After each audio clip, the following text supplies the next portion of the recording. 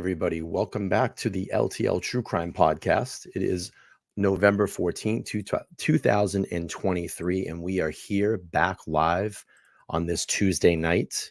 And we're going to get back into the Chelsea Grimm missing persons case. And you know that I've been beating the drum. I've been beating the drum on this case, and I just looked. Today will be a month. And my first stream about her case was back. Actually, I'm sorry. It'd be like 30 days. My first stream about her case was on October 15, 2023. And I've been beating that drum, trying to get this case out there and get some national exposure. And just to keep this out there in the ether, there's no one talking about this case. And, tonight we're going to blow this thing wide open. We're going to get transparency out there. I want everybody to see the case file. Just as I went live, there's breaking news. So we're going to talk about that, and then we're going to get into the case file. But let me do this first. So I had just getting ready to go live about 40 minutes ago, and I always like to go on X, formerly Twitter, and just check to see what's going on there. And when I pulled this up, I thought this was interesting. News Nation posted 45 minutes ago, Chelsea Grimm, artist and photographer, vanishes on a road trip. And then they have a link. And I'm going to pull that article up. And there's some interesting new facts that we're going to see in that link. And there's also going to be some surprise information that you're going to, want to hear about as well. And I think it's perfect timing because we're going to get the case file today. We're going to have Steve on tomorrow. And then Thursday, News Nation is going to have an event. So I tweeted at News Nation, and I'll get to that super chat in a second. So I tweeted at News Nation, and I said, maybe at News Nation, at Brian Enton, at Ashley Banfield, heard my call out on my show last night. Bravo, Chelsea Grimm. Now, I don't know if that happened. Maybe, maybe they have, researchists or whatever over in their news station that watch these streams to try to get some information for their articles. But if News Nation did peek in and did hear me call out Brian Enton and Ashley Banfield, not in a bad way, of course, we want to get this national and world attention. We want this young lady to come home. And I'm hoping that someone saw that stream. But the thing, I might be a little bit selfish here. I'm going to be honest with you guys. I might be a little selfish here, and I might feel a little nudged and a little hurt. I know I've been beating the drum about this case for the last 30 days. And, maybe this pushes it into the national spotlight. But I hope that LTL True Crime podcast will not be forgotten in this. Because I know once it gets caught in mainstream media, that tends to happen.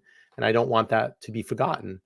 We've done a lot of work, and I'm not saying just me, you here in the chat, being here night after night, throwing your theories out there, putting your information into the chat.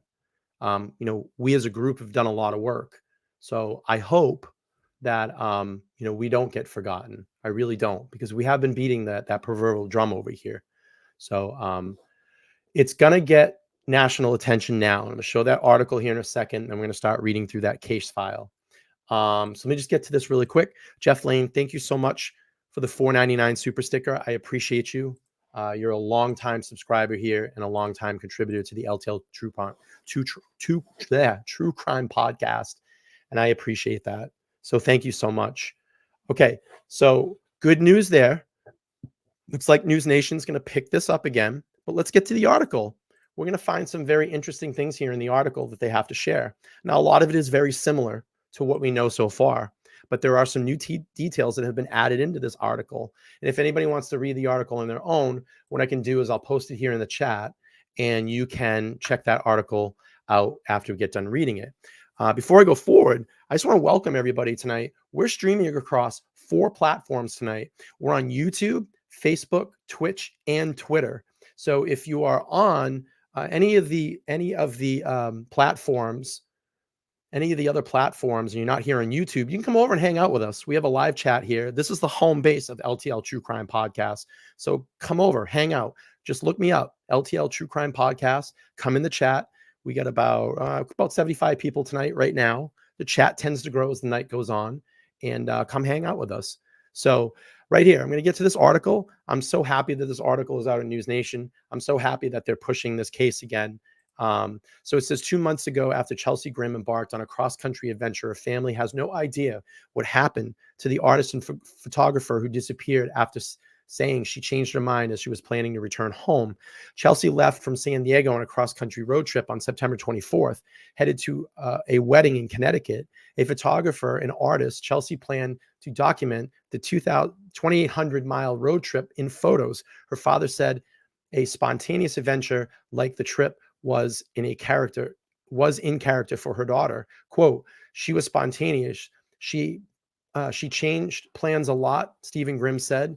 The magnitude of this adventure of driving across country is a lot, even for Chelsea.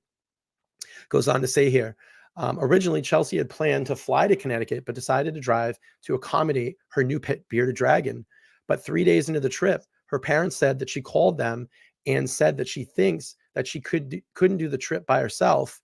It should say she didn't think that she could do the trip by herself. Chelsea planned to camp for a few days, returning home. Great news here. See this highlight here in the article. This is fantastic news.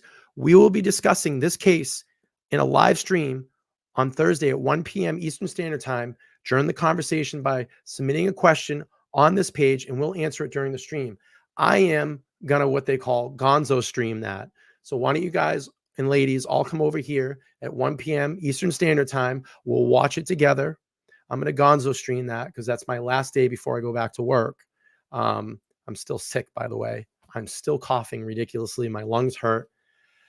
I don't know what the hell's going on, but that's neither here nor there. We're here tonight, but I'm going to gonzo stream that. So come hang out. We'll do a chat. We'll watch what News Nation has to say and report on this. I think it's perfect timing. We did my timeline last night. We're going to see the case file tonight. Steve from SF Investigate's going to be here tomorrow night. And then Thursday afternoon, we're going to see News Nation. They're reporting on that. So I think it's all perfect timing. All right, let me get down to the rest of this article. She arrived in Phoenix, Arizona, where she met up with her sister and a friend. Chelsea was supposed to meet up the same friend for lunch the following day, but canceled her plans, heading to Williamsburg, Arizona instead. Chelsea was stopped by a police officer responding to a call as she parked near a graveyard and a war memorial. The body cam footage shows Chelsea having a conversation with the officer who asked if she was doing okay. She said, "I'm okay." Chelsea said, "I just was doing a photo shoot of lost soldiers, and I just got a little emotional." She was crying before she got back on the road. Chelsea assured the officer she didn't plan to stay there until sunset. Excuse me. The officer replied and she said she could, however, go as long as she wanted, and she was good to go. Her parents said Chelsea's response seemed in character for her. One thing that seemed very in the ordinary or very in character was how she said, "I appreciate your compassion," or something like that. That sounded 110% like Chelsea, Stevens said. During the stop, the officer suggested some safe places for Chelsea to camp for the night. She was seen again by a woodcutter on September 30th, camping in her car near Ashfork, Arizona. Chelsea told her parents that she might not have cell service while she was camping, but when they didn't hear from her several days, her parents reported her missing October 4th. She seemed to have left the car at her own volition in an organized way, Stevens said. It was locked, and she had taken her wallet and her phone and her sleeping bag, among other things, along with the bearded dragon. Authorities notified police in other states to be looked out for Chelsea. Her parents have also hired a private investigator, Kelly Townsend. There were 2 flat tires, and it was out on a dirt road. How far was the body cam video from where she talked to the police to where the car was found? Did someone interact with her and then they drove down the road? Townsend said. Her parents told News Nation they were hanging on the hope that someone would recognize Chelsea and her pet bearded dragon.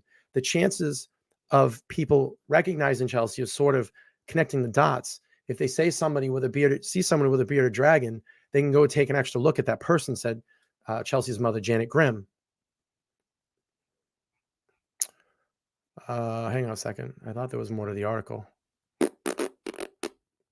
Did I miss them? I thought there was more to the article. That's it. That is it. So there we got it. We got some national attention again.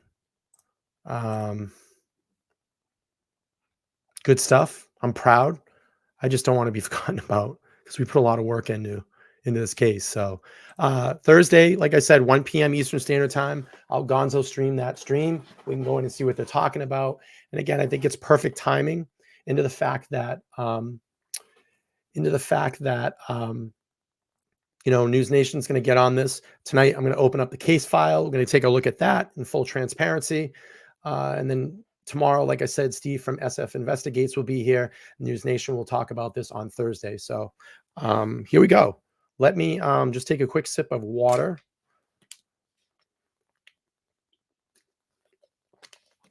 Take a quick sip of water, and we'll go from there. Share my screen. Oh, I might have to pull it back up. So I just want to make sure that we do this. Make sure we do this. And let me get this up. Thank you, Daniel. Appreciate that. I want to welcome everybody in. I know I didn't say hi to everybody. Sorry, I had a lot to get off my chest right away and a lot of breaking news coming in. So I was super excited, but it's nice to see everybody here. A lot of channel members, a lot of channel moderators, and some new faces over here as well. So I just want to make sure that we understand this. So I'm going to pull up the case file. There is information in there that I felt was very, very sensitive and private information about Chelsea. I have redacted that information. That's nobody's business. If you want to see that business, do a public records request. You can look at the file all you want all day long. But in honor of Chelsea and some privacy as to about some health and stuff like that, I've redacted that. So we're not going to look at that stuff. And I've redacted names in that document as well, too, because I don't want business owners being harassed. I don't want witnesses being harassed, certain witnesses, whatever. So I've gone through and tried to redact as best as I can to preserve that. But I will be transparent and I will show the whole case file. Hopefully tonight, if my voice holds up. I'm going to be honest with you. I'm not going to read the entire thing. It's 55 pages long, but we'll be able to see it on screen. I've made some footnotes in there, and that's probably where I'm going to talk a little bit more about those sections. But I'm very excited to show this to everybody. I know no one has this. No one's got it. It's going to debut here on LTL. We've worked hard on this. Carrie has helped me extremely hard on this case. So I just want to make sure that I give a shout out to her. She's doing great work behind the scenes for me. She's been kind of my little secretary. So thank you, Carrie. I appreciate it. And we are working on other cases as well, too. We're going in hard on the Anthony Farah stuff, trying to get the case file for that, body cam footage, if any of that is out there. And that's the type of things that we're going to start doing here on LTL. Oh, by the way, if you haven't already, and hang on a second, I don't even know if my Nightbot's working. See if we can get Nightbot in here. Let me just rejoin the channel here. Hang on one second. Because my Nightbot's been messed up. Let me just pause for a break, my friends, please. Let me go like this. Gives my chance for my voice to rest a little bit. But I appreciate everybody being here. I know this has been very important for everybody. It's been very important for me. And, we need to find Chelsea. It's important. All right, let me try this. Let me save that in there. See if we can get Nightbot in here. I do have a second channel. It's called LTL Podcast Rewind. And if you haven't subscribed over there, I really would appreciate it. Hopefully Nightbot will get in here. They'll start dropping the link and you all can subscribe over there. I would appreciate it because I haven't seen Nightbot pop up yet. And I know I'm kind of stalling here. I'm sorry. I just want to make sure everything is set. I don't see it. Damn it. What's going on? What's going on? Let's see. Oh, that's why. That's why. That's why. Let's do it the right way. Let's do it the right way. Let's do it the right way. Okay, should be good now. All right, hopefully it'll stop popping up. Okay, let's get into this. Let's be transparent. Let's get it out there. Let's get the case file so we can take a look at it. And again, I'm going to do my best to read it. I I may not get through all of it and read all of it, but we can at least take a look at it. Let me pull that up and let's see. I'm in position there. I'm going to do this. I'm going to share my screen. Okay, case file. Here it is. And let's do this. Bang, watermark. See how I snuck that in there? Bada bing, bada boom. All right. Probably going to turn this light off because the white is pretty bright and I'm getting a lot of light right now. Okay, case file. Here it is from the Coconino Sheriff's Department in Flagstaff, Arizona. And I've redacted names and you can see the status of the case 10/13/23 right here. Disposition date 10/13/23. You have your case file number here at the top. Okay, so if anybody's interested in doing a public records request, there's your case number. Okay, so we'll go on here. Right here, offense code reported as a missing person, non-criminal. Right here, non-criminal. So it is being treated as a missing persons case. All right, let's go down. Again, it's 55 pages. So, all right, beginning the investigation, Deputy Cortez on 10/5/2023, approximately 1956 hours, blank called to report that she came across a vehicle on Forest Service Road 6 earlier that day and observed the vehicle there on Tuesday, 10/3/23. That was the first reported sighting. Parents reported Chelsea missing on 10/4. There's Nightbot. Nice to see you. All right. You know what I'm going to do? Let me do this. Let me just tone this white down a little bit. There, that might be a little better for me. Uh-oh, what'd I do? Oh, that's a little better. Perfect. Let me just turn this light on. All right. Goes on to say, I conducted an above listed phone number with a female who verbally identified as blank answering the phone, stated that she was out scouting for elk with her son the previous week on Friday, 9/29/23, and did not observe the vehicle. Blank stated that she returned on Tuesday, 10/3/23. She observed the vehicle. Blank stated that she had not reported it because she assumed someone, just turn this light up a little bit. Oh, that's right, my face. She reported that someone assumed that someone would be coming back for the vehicle. When Blank was scouting in that area earlier that day, she stated she observed the vehicle in the same spot and then decided to report it as it being there for multiple days. Blank advised that she and her husband investigated the vehicle and observed packed bags, luggage, and a purse in the vehicle front seat.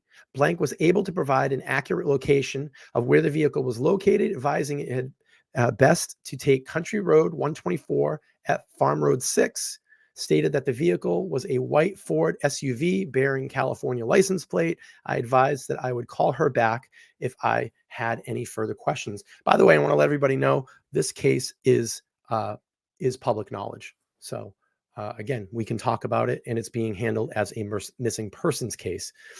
Okay. So it says I advised dispatch that I'd run above the listed license plate. It's going to talk a little bit more about the investigation. So right here, this is a first police interaction with Chelsea's SUV. We'll read that. At 2300 hour, at 2023 hours on 10/5/23, I arrived on Farmstra Road. Yeah, I got that. FS6, and conducted a vehicle matching of the description provided. I did not observe any tracks leading the way from the vehicle or indications of where the driver could have gone. I attempted to open the vehicle, but it was secured. I investigated the vehicle and observed multiple times packed bags and luggage in the back seat and the trunk. I observed a burgundy purse in the front passenger seat and two jackets, a leather jacket folded on the seat and a fabric sweater on the floorboard. Within the cup holder, I observed a water pipe for smoking marijuana, and most commonly known as a bong. Condition of the SUV. I walked around the vehicle and observed that both right side tires were blown out, multiple minor scratches on the vehicle, and the tree branches embedded in the vehicle's hood and bumper. I could canvassed the surrounding area with my flashlight, and I did not observe anyone or signs that anyone was out there. And you saw that in that body cam footage. He came up, shined the light on the SUV, turned out in that field to the right, shined his light out there to see if anybody was hanging out. You know, mostly a natural response that you would do. I mean, it's the middle of the night. You would want to go out and look in that field. Hey, is anybody out there? You know, you step away from the car. So supervision that notification, I returned to my vehicle and I notified Sergeant McGregor of my findings. Medical centers, after notifying Sergeant McGregor, I contacted Flagstaff Medical Center, excuse me, and Yavapai Regional Medical Centers, asking if Chelsea had been admitted to their hospitals, but both hospitals advised that they did not have any patients matching Chelsea's information. Now it goes into criminal investigations. Sergeant McGregor notified an on-call criminal investigator, Detective Luna, which did an amazing job investigating this case, by the way. Sergeant McGregor notified an on-call search and rescue, SAR, coordinator, Sergeant Dick, and the investigation continued. Sergeant McGregor further advised me that he had informed that Chelsea's and typical traveled with a bearded dragon. I rechecked the vehicle and did not observe a bearded dragon within. I returned to my vehicle and left the scene at approximately 3600 hours on 10/6/23. And then we know about the body cam video. It was seen in there. I released it here on this channel. And you can see here enclosures, MVD returns, blank Chelsea, and vehicle NCIS missing persons return. So they're already putting the feelers out there, you know, had this been reported. So we'll go on here. So here's a request. So on 10/6/23 at approximately 00000 hours, Sergeant Greger notified me of this incident, requesting he notified the on-call SAR, which is search and rescue, coordinator, to arrange a response to Grimm's vehicle during daylight hours and advised Detective Luna would assist in the missing persons investigation. I'm just going to enlarge this so I can read it a little bit better. I just don't want to get too crazy off the screen. Oh, shit. That's probably the best we're going to do. Excuse me. At approximately 5:30 hours, I notified Detective Luna of the incident. See his supplements for the details in the investigation. At approximately 700 hours, I responded to the area of Grimm's vehicle, arriving at 7:33 hours. Once on scene, I photographed the vehicle's surroundings. The vehicle was stopped in the middle of Farm State Road 6 at the listed coordinates. All doors were locked. I observed significant damage to the passenger side of the vehicle, to include 2 blown out tires and what appeared to be damage caused by impacts with trees. This damage was photographed. Then you have here the second interaction with Chelsea's SUV. Actually, I just read that. I'm sorry. While awaiting response from search and rescue, I responded to a tow truck responded to open the vehicle and then remove it after a search of the contents. Murphy's Towing arrived at the scene at 9:22 hours and was able to open the vehicle. Prior to the search of the contents, SAR volunteers collected a scent article for the canine search of the area. This is a swab of a pillow located in the rear seat of the vehicle. A subsequent search of the vehicle by me, Lieutenant Stang and Sergeant Dick, revealed numerous bags of clothing, of personal items. These items, a purse, a laptop computer and case, an iPhone, a camera and case, small backpack, journals, and a small case containing numerous receipts. These listed items were seized to the aid of the investigation and later turned them over to Detective Luna at CSSO, and all remaining personal items were returned to the vehicle and secured inside. Items not located in the SUV. It should be noted the keys to the vehicle, ID for Grimm, and debit and credit cards were not located on the scene. It should also be noted a tent was located inside the vehicle. Everybody still with me? If you're still with me, give me a thumbs up in that chat. Give me a thumbs up in that chat. I appreciate everybody being here.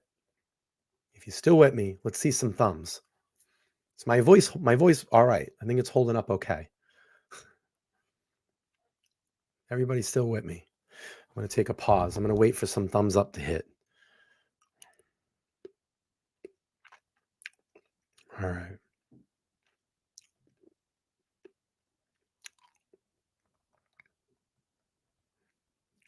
All right. I see some thumbs. Great.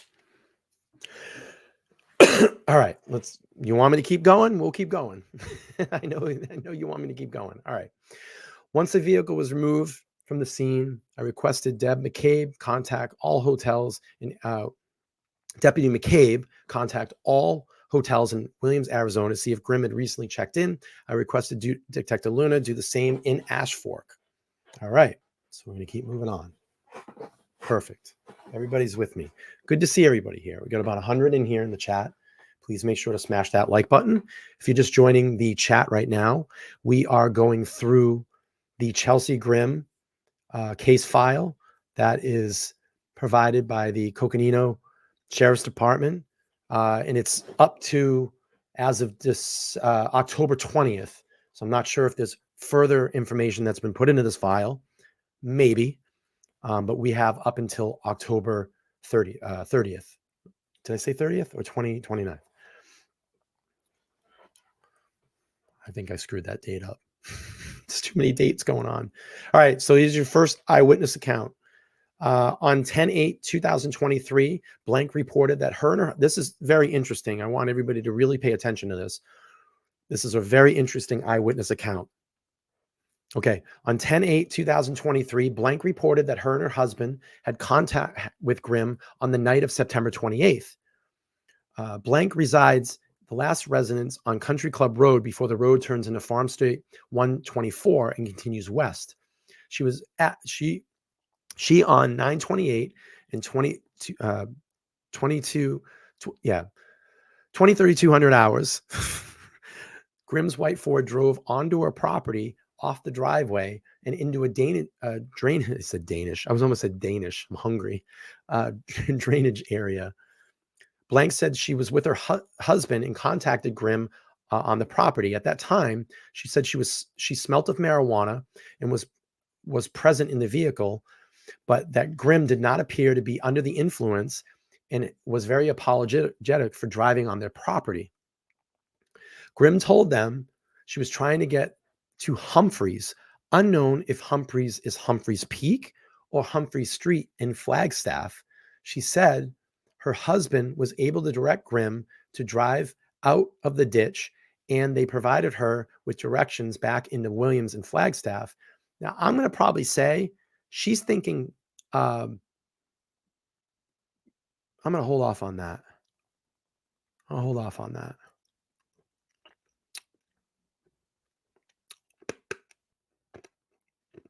I had a thought, but I'm going to hold off on that one.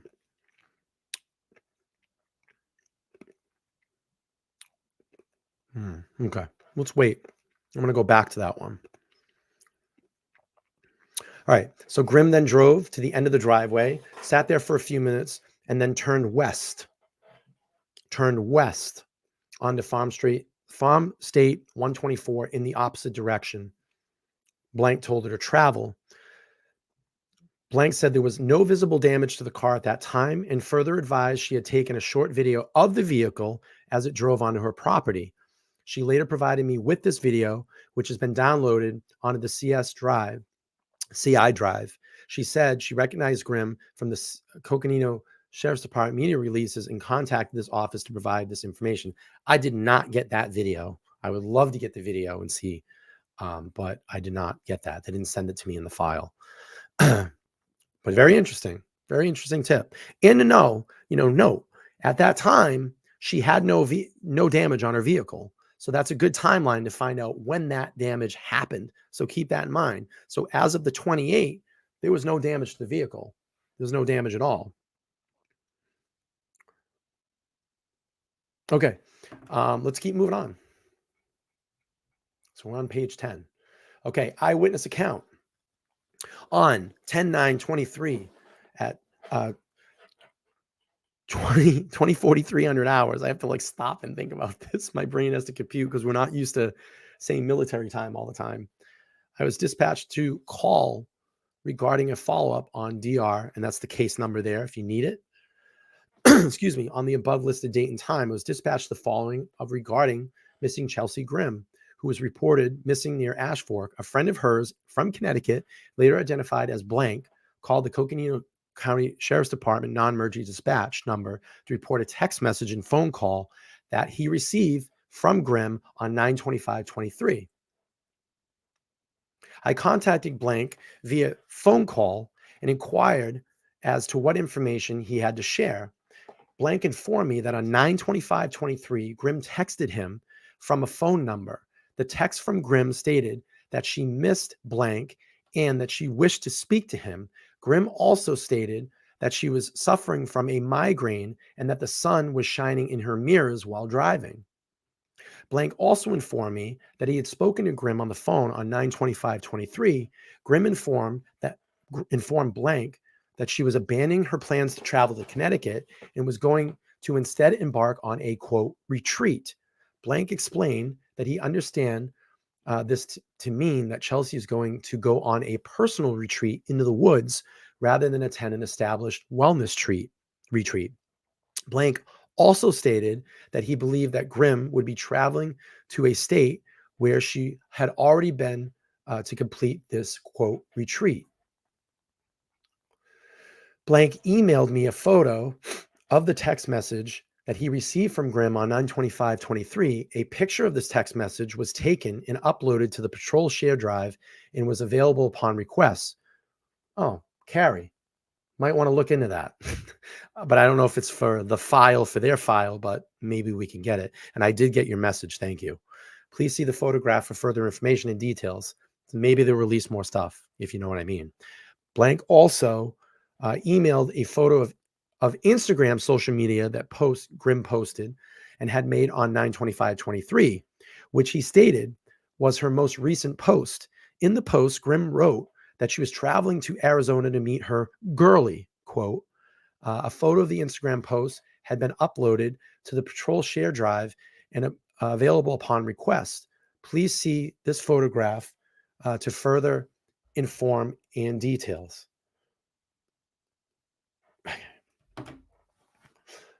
All right, we're going to move on here. All right, this is the business owner citing the audio call. This is from the restaurant. And I feel, in my opinion, this is still a very viable eyewitness sighting in this case. That's just how I feel right now. For some reason, this still sticks out to me. Maybe nothing. It may not be her, but this really sticks out to me. So on 10/12/23 at approximately 21:46 hours, I got it. Blank called dispatch to advise she believed Chelsea Grimm was at her restaurant on 10/6/23 last Friday. Dispatch advised me of the call on the above listed date and time, contacted the number blank. I contacted the phone number and the female, verbally identified as blank, answered the phone, and her wife, blank, in downtown Phoenix, saying they own a restaurant, stated last Friday, 10/6/23, the city downtown Phoenix closed down Roosevelt Street for a community event called First Friday. Blank stated at around 1800 hours, two females came in to eat, staying until they checked out, and left at approximately 1600 hours. Blank stated that one of the females had a bearded dragon and believed her to be Chelsea. She stated that she spoke about the bearded dragon and was advised that the animal's name was Roxy. Blank stated that she looked healthy and appeared like any other average person. I asked if the female mentioned where she might have be heading on any headed or any plans, should say plans. And she stated that she did not, she mainly spoke about the animals. I asked blank what the other female looked like, and she stated that she's an average sized female around the same height as Chelsea, had long dark hair, approximately 140 to 150 pounds. I asked that if the female, what the female said, and she said she didn't speak with her much because she was shy and kept to herself. It'd be great if we knew if that person was white, black, Spanish, what were they? Who were they? If it was a white woman, it was a black woman, it'd be great to know that information. I'm just surprised that it's not in the report, and maybe she couldn't recount that detail, which is strange because you have all of this other detail up there, but you don't have that piece of the description of this person that she was with. It's just very strange. I asked how they paid, and she advised that she paid with a Visa card with the last digits of blank and did not name that on the receipt, stated that she did not observe which way they went or left in the vehicle, advised that they had no cameras working, but who knows, the establishment that shares the parking lot has operating camera. Just want to recognize this. Debbie has become a member of the channel. Thank you so much, Debbie. Appreciate you joining the LTL crew. We really do appreciate that. It helps the channel out, makes the channel go around, and I do appreciate it. Thank you. Thank you so much for being here. Okay, so we'll go on here with the case file. Hope everybody's reading along with me. Blank advised the female she believed to be Chelsea kept saying she planned to return due to her loving of the restaurant. Blank stated the restaurant had been closed from Monday to Wednesday, and today was the first day that they reopened. I asked what made her believe it was Chelsea, and she stated that she saw the news story on the television and spoke to her mother about it. She also stated that it was uncommon to see someone with a bearded dragon. I mean, I don't walk around and see people walking with a bearded dragon all the time. It's crazy. And it was then she was decided to call in, believing the female that she had an interaction with Chelsea. So I just want to pull this up. Is it possible she was at the restaurant, but before 9:30? It's possible. But the thing that sticks out to me is that she knows the day that it happened. She said it was First Friday. I remember, because that's an event. You would remember that. And you would put all those details together. Bearded dragon, First Friday, two ladies talk, you would remember all that, what date it was. So it is possible. Again, I don't know. But again, it is possible. It's very, very possible. And it just goes on about the body cam footage. Okay, SR, search and rescue details. This is very lengthy. It is the search. I'll leave it up there for a couple minutes. So if you want to go back and read it, I'm not going to read all this, but I will read some important information out of it. So I'll give pause for about 30 seconds on the screen. So if people are watching this on replay, they can pause it and look at it. I just don't have the voice tonight to do the whole, reading of this, but at least give you some pause here and you can go back. The search and rescue details are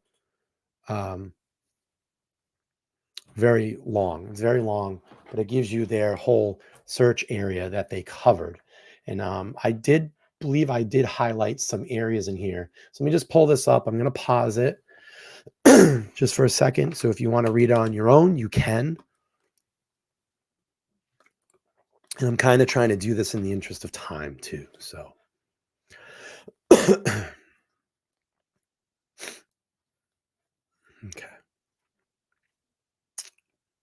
I'm going to move on. Everybody's reading. But if you want to go back and look, you can.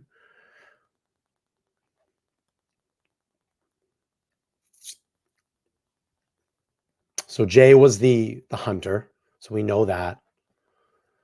He gave that call. And I'm going to get back down to the officer observations. So I'll pause it here again. If you want to read along, you can. This was his statement. I'm just going to save it for the interest of time. But what I do want to read is here. Officer observation around Chelsea's SUV. At approximately 10:00 hours, I traveled to an unnamed road towards the coordinates provided to me by blank, and as I searched along, the unnamed road to the coordinates, I observed an Under Armour shirt tag on the roadway. I also located the clothing matching blank's description hanging from the tree near the coordinates he provided.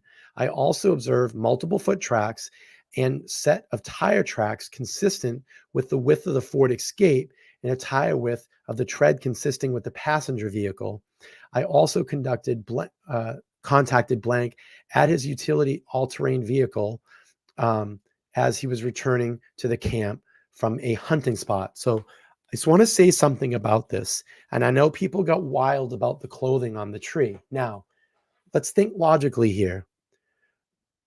And I'm not trying to push a narrative or anything. I'm just thinking what my thinking cap here. That area is heavily traveled. There's people that come in and out of there all the time. Okay. We know that there was clothing on this tree. We know that there was Under Armour tag. We know that there was other articles of clothing that was around that area. We don't know, and I just want to say this, and you may agree with me and you may not agree with me, but we don't know directly if that was Chelsea's clothes. I have no indication. I can't verify because people come in and out of those areas and leave shit behind all the time. Maybe someone got their clothes wet and hung them up on a tree and forgot about them and left. So we don't know. Could it be Chelsea's clothes? Absolutely, 100%. But I can't verify that. I don't know. So you have to kind of 50-50 it. It'd be a great clue if it was, it'd be a great clue if it was, or it does have any connection in this case. Absolutely. I would want that to be a connection. Maybe they get some DNA or some fibers or hair off those clothes. Absolutely. So, but again, you have to think logically. That's a heavily traveled area. A lot of people coming in and out of there. I know when Steve was out there, he said, I haven't been on the road. I've been out here in this location for what he said, 30 minutes and 6 people have already passed me. And I've looked up videos of people that camp in that area. There's fucking campers everywhere in and out of that area. I mean, that's a very heavily, because it's up near Route 66. So a lot of people pass through that area and they'll camp there. You're going through Williams, Ashfork, Slagelman, that's all Route 66 area. So when people come in through California and they drive out to the East Coast, they're going to pass through that Kaibabie National Park. It's a big park. And you're right near the Grand Canyon, just probably not a couple miles. I think it's a little whiles away, but you're right there. So again, I just want to just put that out there because I know a lot of people have been questioning that, talking about that. And, I don't know. I haven't verified it. Maybe Steve can verify it tomorrow. I'm not sure. He'll be here tomorrow night. I can ask him that question. Okay. So it says blank advised. He observed the hung clothes on 10/6/23, and after observing the Ranger 58 in the area, contacted 911 to do a clothing appearing to be out of place. Further, stated that he did not see any other signs of recent human activity. As I photographed the potential footprints in the area, blank contacted me, stating that he believed the prints belonged to him or his hunting companion. When blank displayed the tread on his hunting boots, I observed it and matched it to prominently displaying prints in the area. Further advised that he did not observe any signs of travel further east on the unidentified road or the surrounding area. When I asked him if he was hunting,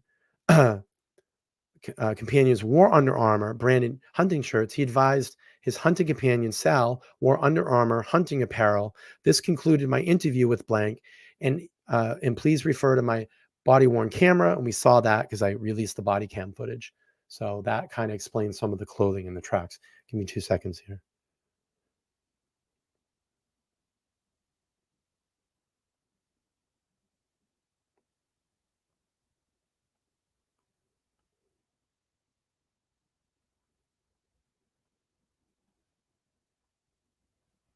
Hang on a second.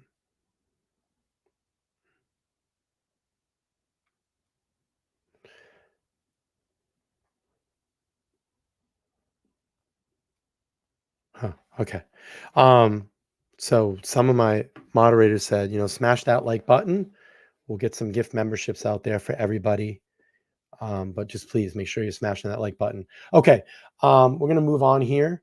Let me see. I'm going to just move up. So it says here, I photographed collection, both clothing articles, and placed them in a bag inside the locked compartment in my agency-issued vehicle to submit to the evidence at a later time. And you saw that small clip where he put that into that red bag and put it in that locked compartment behind his inside his truck. So that was evidence collection. Excuse me. And it says here, evidence continued approximately 30 hours. I placed the 2 collected shirts in a secure and temporary locker in the evidence room. And it's going to go on here. I'm just going to pause this, let you all read this if you want to watch it on replay. I'm not going to read through this entirely. It's just more about the search and rescue in that area. All right, we're going to scroll down. Okay, this is the drone search and rescue when they went up and did their drone searches. Again, I don't feel that I need to read through this. Just point it out. I'll leave it on the screen for a couple of seconds so you all can read it if you want to read it back on replay. And I'll just slowly scroll through this.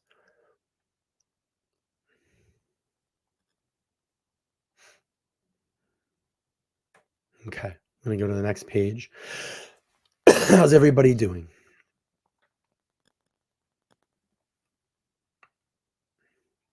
Everybody doing all right?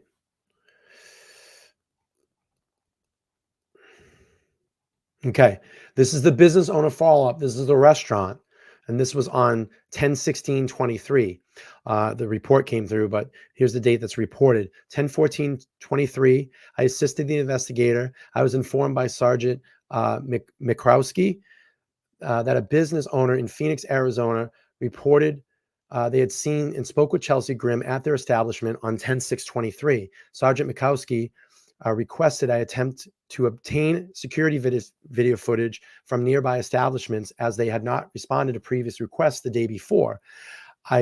I noted the business was called Blank and it was located near the intersection of Blank and Blank in Phoenix. Upon looking at Google Maps, I noticed that there was a blank next to it, and I attempted to contact the Phoenix Police Department Missing Persons Bureau to request assistance, but I was unable to make contact. I then contacted PPD dispatch and requested a patrol officer to assist me. I was contacted by PPD Officer Arnett, who assisted me and informed Officer Arnett of an investigation request into Blank and Blank to review security camera footage on 10/6/23. Officer Arnett later informed me he had reviewed all video at the Blank and did not see any signs of Chelsea. Officer Arnett also advised that he was able to review the footage at Blank, but he showed the missing person flyer to the employee, who all stated that they had not seen Chelsea. Officer Arnett provided me with a phone number to Blank Corporation Security and advised that he could secure the video footage for me. I contacted the Blank security office to inform me that they could not download the video for me, but it would have to be downloaded at the store. The employee informed me that they could lock the video to prevent it from being erased. Employee locked all video for 10/6/23 from 1500 hours to 500 hours to provide me this information to Sergeant Mikowski. Good stuff. Good work. All right, more follow-up on the business owner tip. On 10/13/23, I was notified by Deputy Cortez had conducted individual on 10/12, contacted by an individual 10/12/23 by the name of Blank regarding this investigation. I was advised that Blank was the owner of a restaurant in Phoenix, and she stated she reported possible sighting. Is again, same thing over and again. In this interview was recorded, and that's the audio footage that I released on the channel. That's the audio footage that was provided to us. It was downloaded and it was shared here on LTL True Crime Podcast. I asked the woman, she questioned if she had been wearing glasses, advised that she had, and I asked if she noticed any tattoos on her arm. She advised that she did not notice any tattoos. I asked the name of the name-ring business if they had any surveillance video. She asked that the business was a Blank and told me that her restaurant in Blank shared a lot that across the street and that Blank had cameras all over the building. I asked her if she could provide me with a copy of the receipt from the transaction the woman had associated with, and she indicated she could. I then provided her my email address so she could send it to me. I subsequently received images From the receipt from blank, I noted the receipt contained the last 4 digits of the financial card that I used to have been paid for the transaction. These images have been downloaded to the criminal investigation and shared on the drive. I do not have that. So yes, that was a news from 10/6. It was a follow-up. And if you saw my footnote there, I said this was more of the business follow-up. And it's the restaurant in Phoenix. Let's see. Did an internet search of Phoenix and located the store. It was near the restaurant, approximately 2,400 hours. Contacted an employee at blank telephone who asked who would need to speak to regarding their exterior surveillance video. I was advised that I would need to speak to a general manager and that the person was not currently available. Yeah, they're being real helpful. The employees asked if this was urgent. I indicated it was. The employee then put me on hold. Upon returning to the phone, the employee reiterated that their general manager was unavailable. I provided my contact information, advised the employees that this was related to a missing persons investigation, and requested that the general manager contact me. This contact was recorded. The recording had been downloaded in the criminal investigations shared drive. Interesting. Criminal investigation. Huh. Yeah, we didn't get that stuff, Carrie. So there's a parallel investigation going on here. I just kind of noticed that. Am I right on that one? Seems like this. I didn't even really notice that. It's a criminal investigation, is missing person report. That's why we only got the missing person report, Carrie. Interesting. I didn't even notice that. I substantially contacted the Phoenix Police Department, missing person unit, and followed to Sergeant Feist's voicemail, where I left. It is very interesting. Right? There's a parallel investigation going on. Because there's a criminal file and there's a missing person file. Missing persons is public, but if there's a ongoing criminal investigation, they're not going to release that until that file is concluded for the public. Huh. Very, very interesting. Huh. Let me see.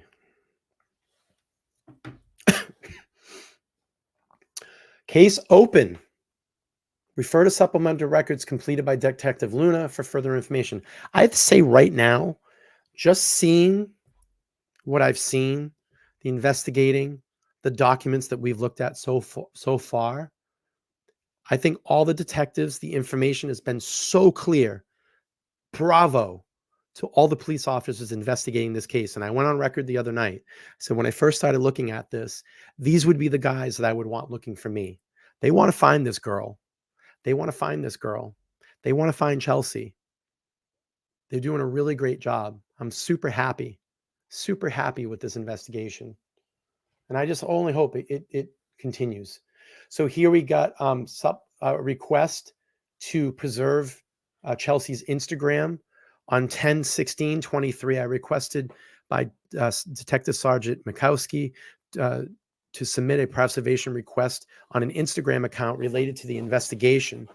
I submitted a preservation request for the username blank for the dates of 9/30/23 to 9/16/23. This was the date of Grimm's last reported sitting until today's date. The meta case number is, and obviously I blanked that out.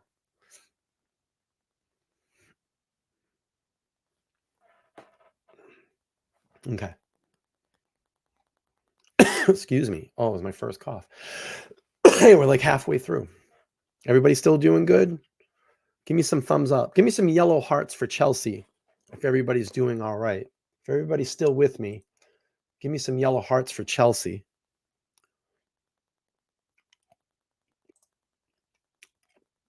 I'll tell you, there's probably everybody tonight doing those Idaho streams, huh? Still beating that drum. And I call these creators out. Let's get some eyes on this case. Let's talk about Chelsea Grimm. Let's bring her home. I'm so glad that News Nation on Thursday is picking the story back up so we can get some national attention. And I'm going to keep beating this drum here until Chelsea comes home. And I'm going to say this too. No, I'm going to wait.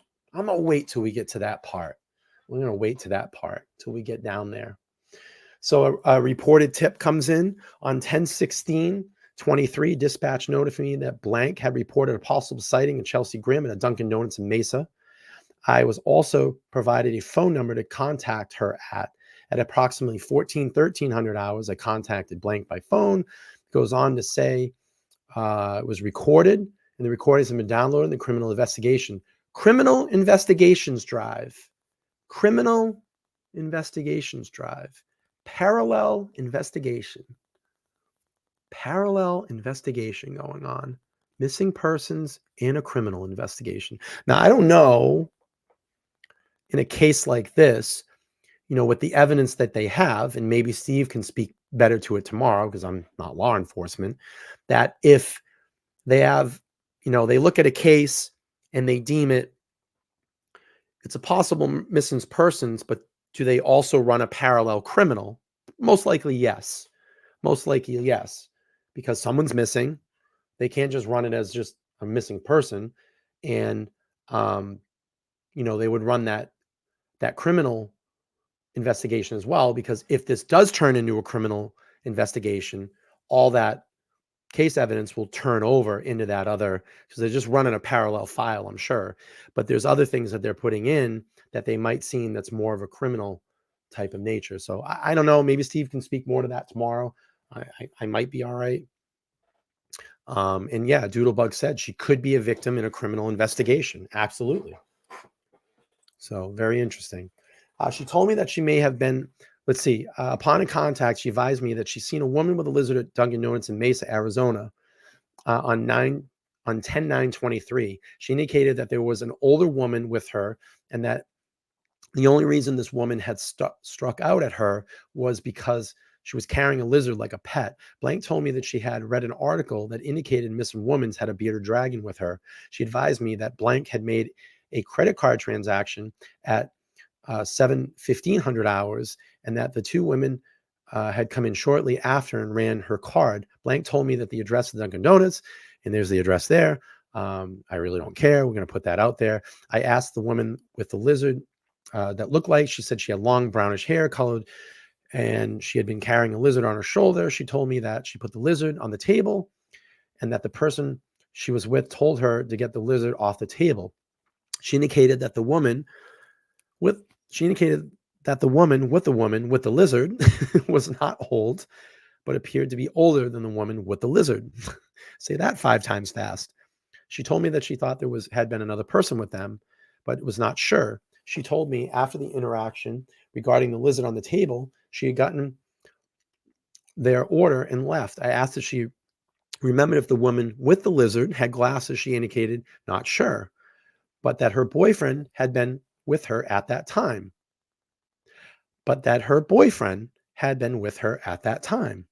Upon consulting her boyfriend, she advised that she had been wearing glasses. I asked if she noticed any tattoos on her, and she told me she had not, but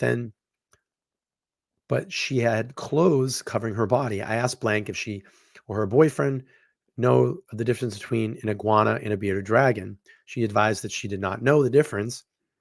I then spoke to her boyfriend. He told me that he didn't know the difference due to his older brother previously having a bearded dragon. He did know the difference. He indicated that this lizard had been a bearded dragon. I asked them if they previously reviewed a missing persons flyer of the investigation. They said they had not, and they had just read a news article. So he said that I attempted to call the Dunkin' Donuts multiple times. No one answered. I attempted to contact Dunkin' Donuts, were recorded. Recordings have downloaded into the criminal investigated share drive. Criminal. Wow. All right. Evidence of collecting in the SUV. All right. Here's all the good stuff. That's what everybody wants to see, right? All right. Here we go. Evidence collection. Each swab was collected with sterile equipment and sterile water. These items were secured in my department issue vehicle at approximately 10:3500 hours. I departed the scene en route to Coconino County Sheriff's Office. Once I arrived, All items and evidence were secured and booked into the property of evidence room. The evidence was assigned numbers. Item number 3. Did I miss 1 and 2? That's interesting. Did I miss something? Where's 1 and 2? Item number 3.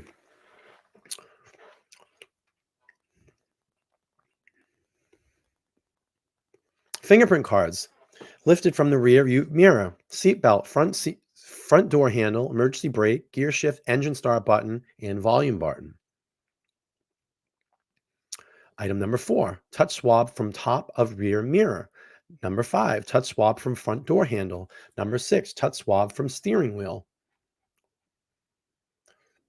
The scene was documented with a series of overall medium and close-up photographs taken of the department-issued digital camera. A total of 39 photographs were taken. The photographs were uploaded to the case file on the criminal investigator share drive. The file was labeled, it was identified, and there's a case number.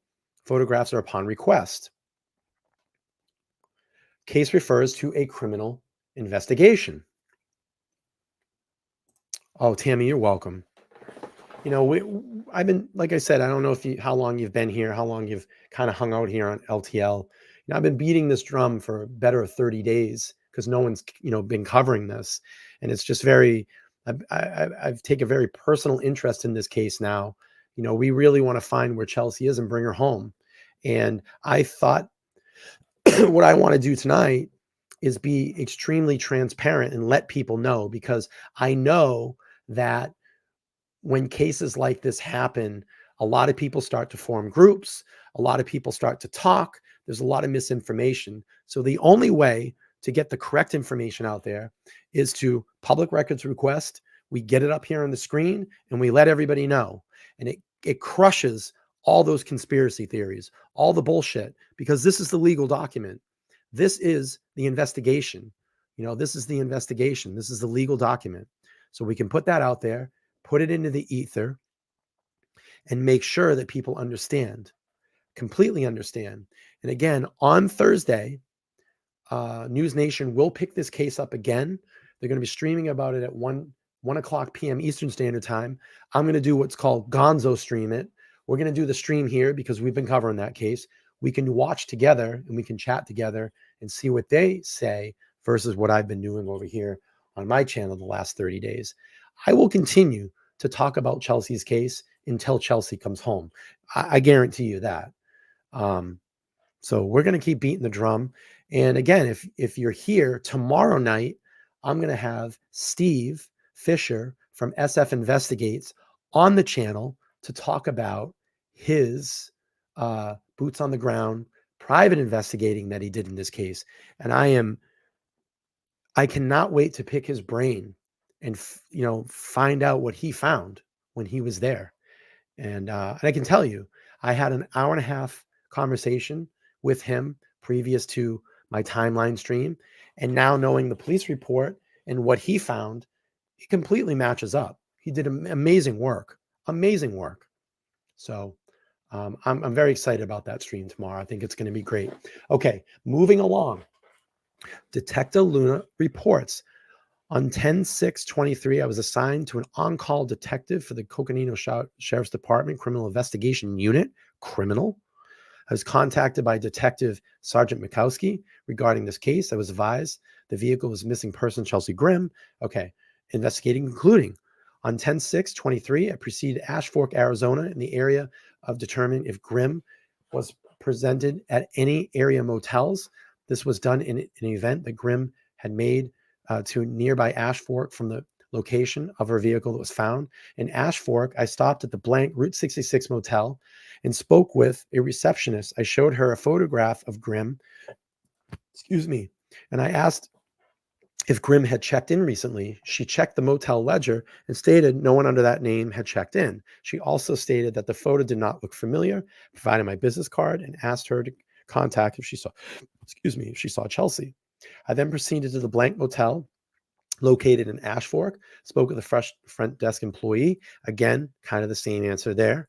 Later on the 6th, I contacted Flagstaff Medical Center. They said they didn't see her. You're just touching all the bases along the way here. On the 6th, I conducted an offline FBI scan requesting records of NCIC inquiries on Chelsea Grimm in her vehicle. After receiving the FBI record, I noted to the Phoenix Police Department had run Grimm on. He noticed that she had been run on the 5th. I confirmed this was because Coconino Sheriff's Department contacted PPD after the vehicle was located. There was also no NCIC inquiry conducted by San Diego Police Department on October 5th. There was also, I'm sorry, and it was also determined that there was also a CCSO conducting the agency.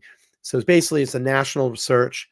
If anybody's looking in the national database for all that stuff would pop up, and that's basically what got triggered there.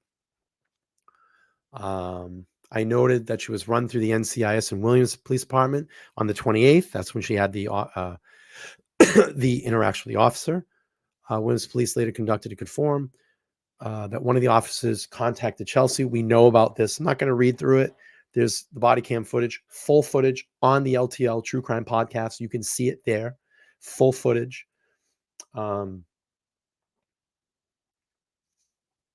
Oh, by the way, shout out to the 2 people that are watching on LTL True Crime Rewind tonight. You can come over here to the main channel if you want. If not, hang out over there. I appreciate it. Keep banging the like button over there and the algorithm. We're trying to get that channel up to where it needs to be and get it moving over there. So I have some things planned for that channel over there. So again, I'll just leave this on screen for a second. You can read through it. We kind of know what happened in the cemetery when she was stopped by that officer Williams. Okay, so here's something interesting here. Investigation continues, and we're going to talk about the digital camera contents. So during the search of Chelsea's vehicle, several personal items were removed, one which was her digital camera. The SD card from the camera was downloaded to the case file. Based on the date stamps of the photos, some of the photos were several years old. More recent date stamps began on 9/28 and appeared to have been taken while Chelsea was traveling with her bearded dragon, Roxy. Many of these photos appeared consistent with the general area of Williams and surrounding Forest Service roads of the Kaibab National Forest. 2 photos were taken on the 30th, appear to be of a woodcutter who reported to Sergeant Dick that they had contact with Chelsea on that date. The last photo appeared to be taken 9:30, appears to be the view of the front of her vehicle on Farm State Road 6, where it was located and disabled. Among the other personal items retrieved from the vehicle was a blank, quote, to-do list, which was dated 9/27/23 and showed a list of 9 items. The items are listed below, and a copy of the list was added to this report. Okay. 1, coffee, cigs. 2, pack. 3, meditate, crossed out, read Bible. 4, pack car. 5, pay bill for motel. 6, makeup and hair. 7, start a plan, crossed out.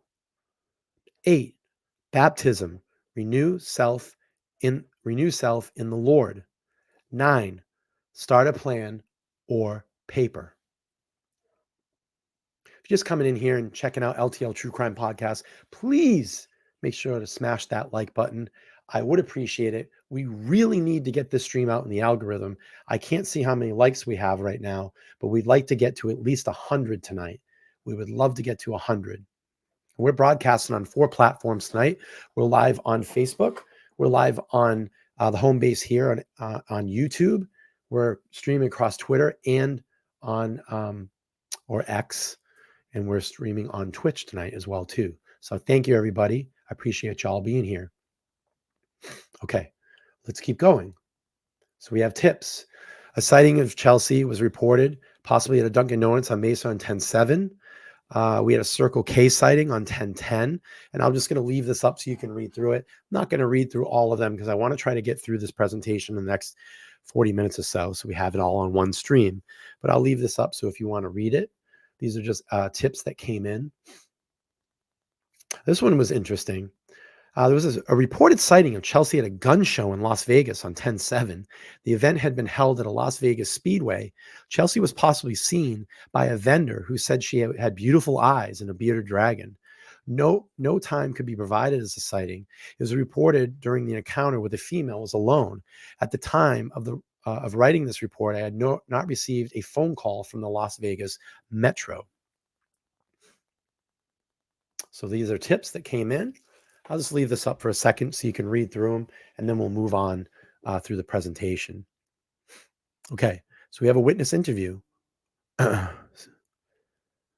Blank was identified to be last seen in Phoenix, and this was a friend. This was Chelsea's friend that we all have heard about. Blank advised Chelsea to come to her home on the 25th of September. The two hung out and talked about random things. During the visit, Chelsea was alone and only accompanied by her bearded dragon. And I'd redacted some of the information there. They planned for brunch and met on the 26th for brunch. However, the prior meeting, Chelsea contacted her. And I did redact some personal information there because I just don't really think that that needs to be out into the public. Again, if you want to see that full information, you can do a public record request and get this document on your own. Just for Chelsea's respect, I redacted that piece of information. On 10/9/23, and this is the Slagelman, and we know about this. This was the Slagelman visit with the Euros. I'm not going to read through this because we heard about this in the media. I'll read through some of it here, but so this is on excuse me, on September 28th. She described Chelsea as an out of its state. Chelsea told her she was having anxiety issues. Blank was able to provide me with the ring camera footage of the encounter that she'd been added to this case. It should be noted that in this video, Chelsea is traveling alone. The parking lot is visible and there does not to be appear anybody following her. I contacted Blank on 10/17, who reported hunting in the area where Chelsea went missing. And the hunting in the area, again, is just more tips that came in. I'll just leave this. I'm not going to read through it completely, but that was the hotel check-in in Slagelman. I'm just going to scroll down here, give you a little bit more. More hunters reporting. It was an interaction. Said he asked if she needed any assistance. She advised that she had 2 flat tires, and no gas. So here, this was on the 30th. I contacted Blank, who was reported hunting in the area of camping on Farm State Road 6A. He advised approximately 1100 hours on 9/30. He was driving off Farm State Road 6 northbound, heading to the camp of 6A. He advised he noticed Chelsea's vehicle in the middle of the roadway. He went to the left of her vehicle and stopped. A single white female, believed to be Chelsea, opened the driver's door and apologized for blocking the roadway. He asked her if she needed any assistance. She advised that she had 2 flat tires and no gas. He asked how they could assist her. She stated that she had already called someone and they were coming to switch out her vehicle and she didn't need any assistance. He described Chelsea as out of it during this encounter. Blank was traveling with Blank during the encounter. He described the female in the car wearing jean shorts, a crop top, and then continued driving. He believed no more than 10 minutes later, he turned around because they felt bad leaving a single white female in the road. When they turned around, the car was in the same location, but it was locked up. They did not see Chelsea anywhere in the roadway or surrounding area. They did not look into her car. They did look into her car and noticed her purse and a bong were on the driver's seat. They then went back to their campsite and spent the night. So that means that she came back at some point because that bong was moved. It wasn't in the driver's seat, remember? So she came back to the vehicle at some point. So she left and came back. During the night of the 30th, I advised that it rained and lightning all night. On October 1st, he was again driving down Farm State Road and came across the vehicle. He again exited his vehicle and noticed the car was secure and the bong had been moved and he could no longer see the purse. This was the last interaction with the vehicle. It should be noted that during the encounter, he reported Chelsea was alone. It did not appear to be in distress. Okay, now we're going to get to some really interesting information. We're going to get to PJ's interview with Detective Luna. And if anybody's not doesn't know who PJ is, and you're watching this for the first time, PJ is the said ex-boyfriend of Chelsea Grimm. And I just want to put that out there. And PJ, if you're watching, I will extend my hand to a open invitation here on the LTL True Crime Podcast. You've been all over social media. You've been all over TikTok. You've been all over Facebook. I think you've been all over Instagram as well, saying that you would love a platform to build out your platform so you can stand up and try to help find Chelsea. I have a platform here. I have well over 12,000 subscribers on my channel. I would love for you to come on to LTL True Crime Podcast and tell us your story. Tell us Chelsea's story and tell us your efforts into what you are doing to help find Chelsea. You have my phone number. I'll give it to you again. I'll give you my business line, 774-855-9400. You can call me or text me and reach out to me. Or if you're in the chat, I'll drop the link to you. We can have you come on and we can do a chat that way. But let's talk on air. Let's have you over here on LTL. I want to hear your story. So open invitation. Open invitation. Okay. So PJ, interviewed by Detective Luna. He referred to Chelsea as his fiance. He stated he found out about her missing last night and nobody told him anything. PJ stated the last he talked to Chelsea was at a hotel the day she left for Connecticut. He believed the hotel was a Holiday or Quality Inn. He did not recall the exact date they last spoke. He wanted me to know the car is in a Econo Sport. He thought it was strange she wasn't wearing makeup. Excuse me. Eyeliner that she always wears. He stated he was wrong that she said she was wearing. It was wrong that she was wearing a mask, and she never wears a mask. He wanted me to know her weight, and also her weight was also wrong. And Chelsea was only 110 pounds. He stated that he and Chelsea had been living together for the past 6.5 months. He said Chelsea left for Connecticut on the 4th of October. He said it was in Ocean Beach, California at that time. His motorcycle was impounded and he was stuck in Ocean Beach. He remembered last seeing Chelsea on October 2nd and every day prior. He said he and Chelsea had a minor argument because of issues they were having with his neighbor. He said Chelsea was scared of the neighbor and he terrorized her. He said that someone named Blank told him that Blank was outside Chelsea's house. He said Blank asked him to tell him about Chelsea and confronted him about her being missing. He said Chelsea was sober for the past 200 days. PJ Blank one of Chelsea's iPads. He provided 2 possible cell phone passwords, one being blank or blank or blank. He said it was a shared phone. When confronted about the date he saw her, PJ said he has all the dates on his phone, but the screen was broken. Oh, hang on. He stated he never left the state of California during the time frame Chelsea was missing. He said he had been homeless without a phone, and he said he doesn't know the dates and events occurred because of that. PJ asked if he could bring his cell phone to San Diego Police Department. I advised him this was a good idea.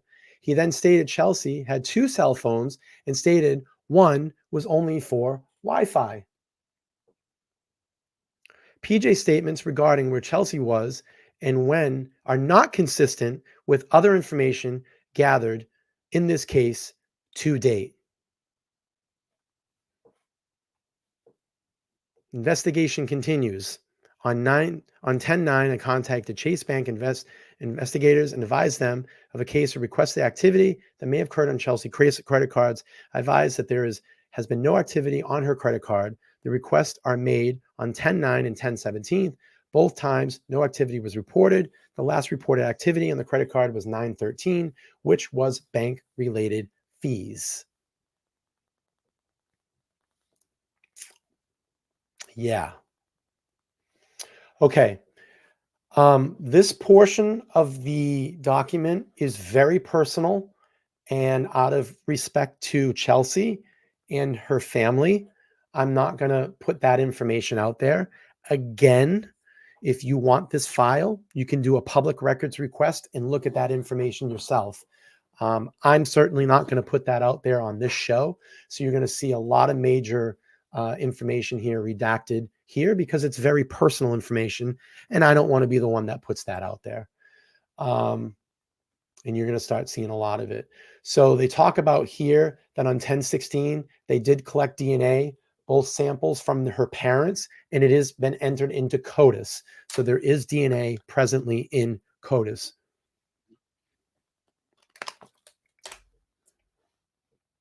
Okay, DNA samples. 10/19, I received DNA samples collected from blank Grimm and the Greenwich Police Department. The samples were booked into the Coconino County Sheriff's Office evidence room. There's your DNA samples. I later completed a NamUs entry for Chelsea Grimm. The known parental DNA samples will be provided to the Arizona State Laboratory for entry into CODIS. Case active by detective. Still active. Timeline events as 10/24/23. This again is just more investigating about it's supplemental. It's just going to talk a lot about what we just talked about when Chelsea's parents reported. And this is the phone call with Chelsea's mother. Again, I'm not going to put a lot of the information out there. It's very personal and it's not your business. If you want to know their business, you can get the file yourself. The case file's up there, do a public records request, etc. So this is very redacted. There's a lot of personal information and it's nobody's business. So it just basically talks about what we know and what her parents provided, that she was advised in the Phoenix area. They don't know why she would be in that forest or in northern Arizona. So I'm just going to slowly scroll through this. I'm not going to read the entire thing.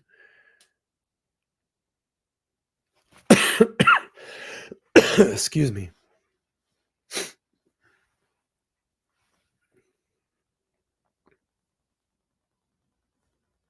Okay. This here is more search and rescue. I'll leave it up there. You all can read through it if you'd like.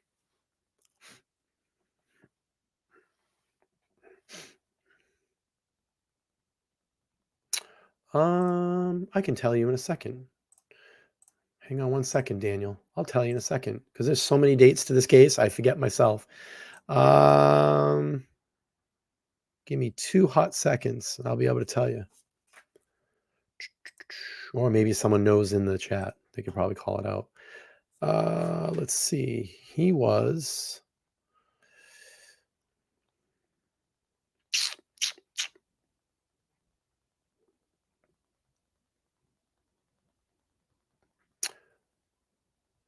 $10.25. 10/25, ex-boyfriend PJ arrested and released in Tennessee on unrelated charges to Chelsea Grimm's disappearance. So that clears that up for you. Okay. Excuse me. A lot of the same investigation. A lot more tips that came in. I'll leave it up there so you can read it a little bit. I'm going to try to preserve my voice. Welcome in, everybody. Okay, we're going to go back to that restaurant. At my request, 10/16 and 10/17, detective from Mesa Department, and then it's going to go into on 10/20. And I think 10/20 is the latest date that I could find in this report. So this report is updated to 10/20. I think Carrie told me, let me just look at my phone really quick. She is going to try to re-request the document to see if there's been any update. I think I have that right, Carrie? Is that what you said? So here, receive this via email copies of the camera footage requested from blank on review. No persons carrying a lizard, bearded dragon was visibly seen in the exterior of the cameras. So those are the businesses that were in and around that area. They surveyed those cameras from the 2 businesses around that restaurant and could not see anything. On 10/16, responded to the area of Farm 6 Road. Again, we've already seen this active case in Phoenix. This case still remains active in Phoenix. It's still active, still being investigated. Let's see. Okay. All right. More of, again, talking about basically everything we've gone over already. I'll leave it up there.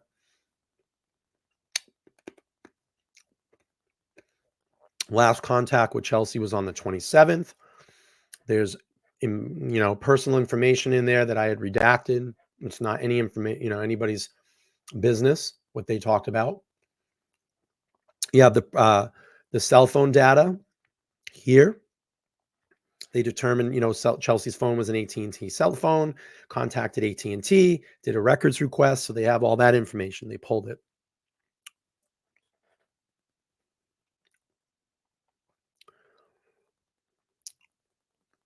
You have the interview with the mother. Again, this is very heavily redacted because it's not anybody's information that I want to put out there. I don't feel comfortable putting it out there.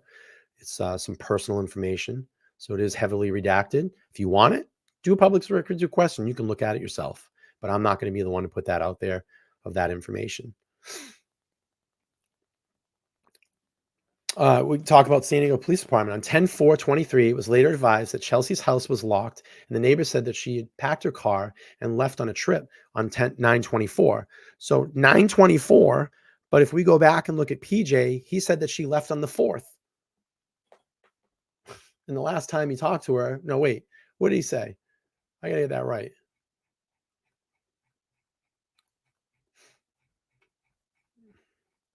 His statement's way out of line, like way out of timeline.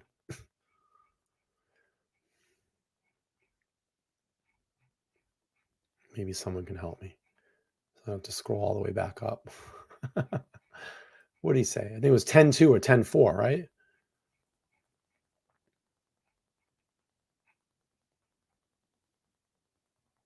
Yeah, he doesn't know what planet it's on. He said that she went on October 1st. He was driving right here. What does he say?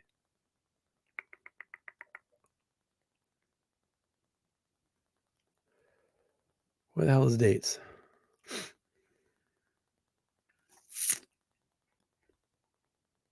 Why am I not seeing the dates? They were there. He said when she left. October 2nd. He said that she left for Connecticut on the 4th. Okay, dude. You're way off. All right, DNA samples. I appreciate everybody being here. We need to get to 100 likes. I don't know if everybody can do a like check for me. If we're at a like check, I think Carrie's going to drop some memberships. Business owner follow-up. We got to that. Active case in Phoenix. This is the conversation. Cell phone data. Here we were. Interview Chelsea's mother. Again, heavily redacted. On the 26th, Chelsea made contact. How many likes we got? Where are we at? Give me a number. Say that she was in Phoenix. She decided not to attend the wedding she was to be a participant held in Connecticut. The bride of Chelsea was best friend. Say that Chelsea and her parents would not tell the bride what she would do, but never did. I asked the contents of the vehicle, and she stated that Chelsea would never go anywhere without her purse, which was had contained makeup, cigarettes, and a lighter.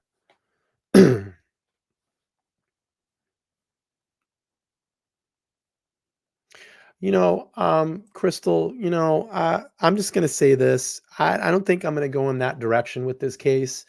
You can make your own assumptions about that, but I don't want to entertain that. I don't really think it's that credible in this case.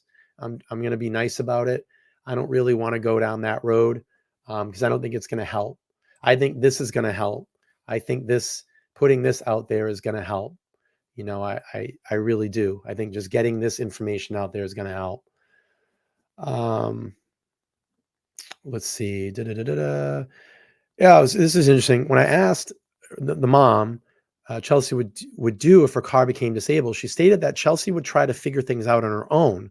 Was not sure why Chelsea would drive down a dirt road and thought she might try to walk to a gas station. She stated that Chelsea knew that she had AAA roadside assistance and could call them. I concluded my interview and advised responding, blah, blah, blah, blah. Okay. Excuse me.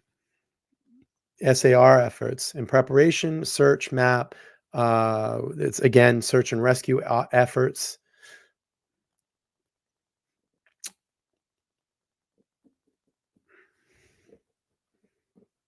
So they used a book that's a very popular book, Lost Persons Behavior by Robert Kostler.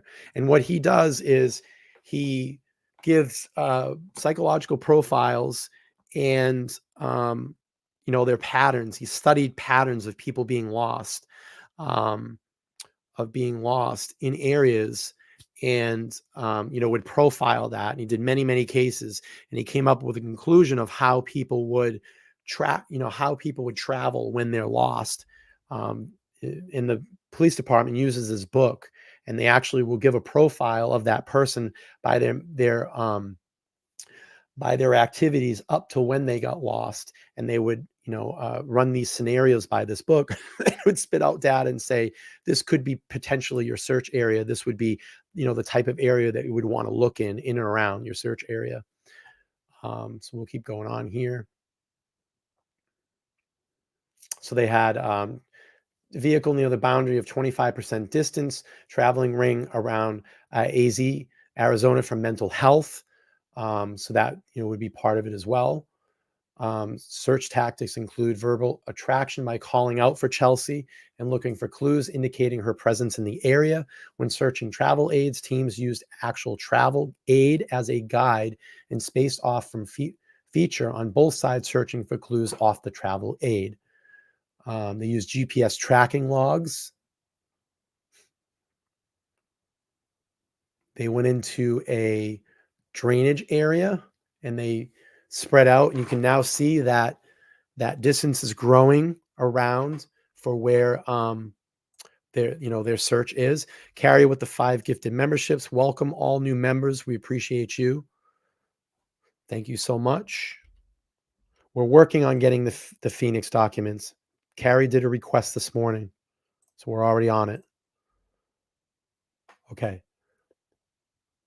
More search and rescue. I'm just going to leave this up so you can read it. If you're looking back, in the interest of time, I'm going to push through. Carrie with another 5. Thank you, Carrie. Appreciate your gifting membership. Welcome new members. Welcome in.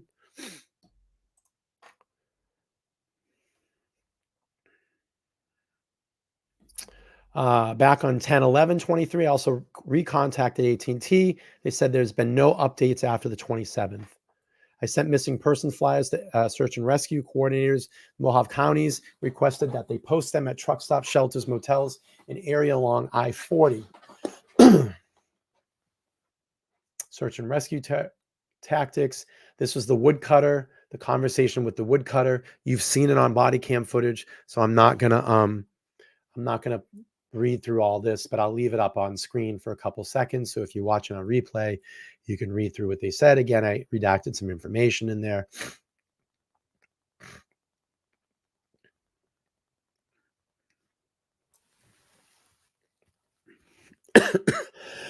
Excuse me. Give my voice a rest here for a second. Just check something out. Perfect. Okay.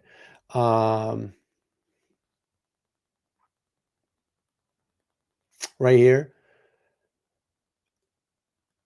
At approximately 12:27 hours, I called and contacted an interview, and the telephone went blank, he stated. And basically, when she said everything was good, we heard about that. It was a mountain lion in the area. That was a possible thing too, because there are tons of mountain lions, and there was a very aggressive one, I guess, around the time when they did this search. And that was a possibility that they were thinking about too. Maybe a mountain lion had grabbed her and attacked her. It was very interesting. consulted with a biologist in the mountain lion. After speaking with it appeared to be a couple of reasons for the behavior observed, including protecting kittens or having an animal down. It was determined that the team would return to the area later and attempt to search the area again, including the use of a search dog.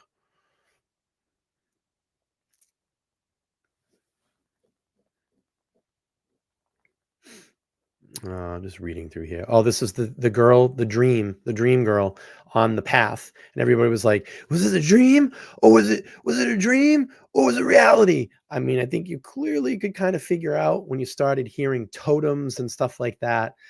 Yeah, it's probably a dream. And then she ultimately ended up admitting that it was a dream. So that's the portion there about the body cam footage. I call it the dream footage. So if you want to read through that, I'll pause it here for a second. You can read through. In the interest of saving my voice, I'm gonna peel off here. And then they did a human remains canine in the area where the mountain lion was on 10/17/23, as well as conducting a search on the road of Farm State Road 6.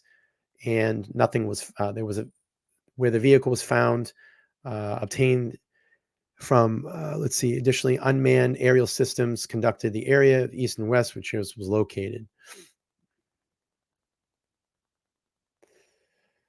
Talk about some more areas around ranches that they searched, a drainage area.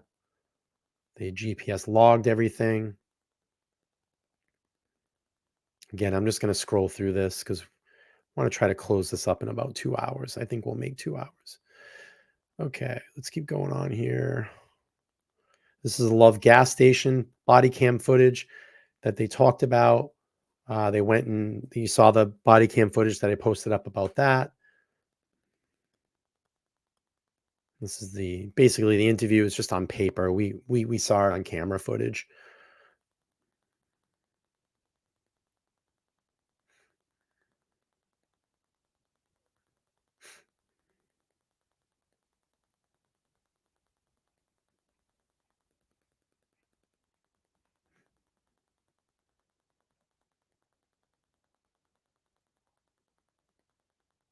This is interesting.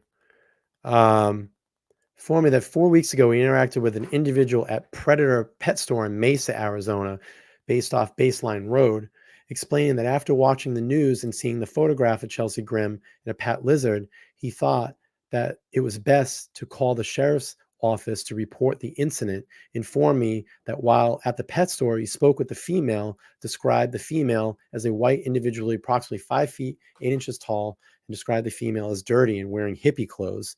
Told me that the female subject was holding a lizard and she spoke with multiple people within the pet store. Told me that she briefly spoke with a female. The female asked if there was a safe place to park her car and spend the night off Base Road. Female explained subject in the area isn't safe and she shouldn't camp there. I asked what the female subject vehicle looked like, and he described a small vehicle and it was very, very dirty inside. Also explained that he went back to the Predator store to store and spoke with the employees about the Chelsea Grimm case, but the employees didn't seem interested in helping him.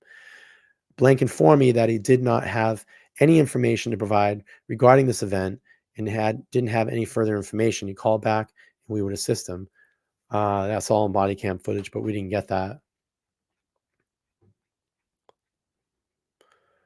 This was the receipt. On above date and time working ununiformed patrol, I requested Detective Luna to respond to Williams' inquire the vehicle surveillance on September 28th, in which Chelsea Grimm purchased under 2 gallons of gas. This is the receipt that we talked about. And Steve's seen the receipt, and what that message was written on the receipt is very important and he feels that that needs to be followed up on. We talked about that in the timeline. I contacted the manager who advised that their video surveillance is 72 hours and then has looped over. They do not have any recordings the past 72 hours. I inquired if Blank had any interactions with Chelsea or if he recalled her being at the time she was at the store. He shared that he believed that the general manager was looking and he had interacted with Chelsea. Blank thought the general manager stated that he was trying to perform a currency exchange of euros, but was unsure if anyone was with her. She said that she would reach out to the general manager and left a business card, and that and would have the general manager contact me. That was Luna. And that goes into the criminal investigation right there.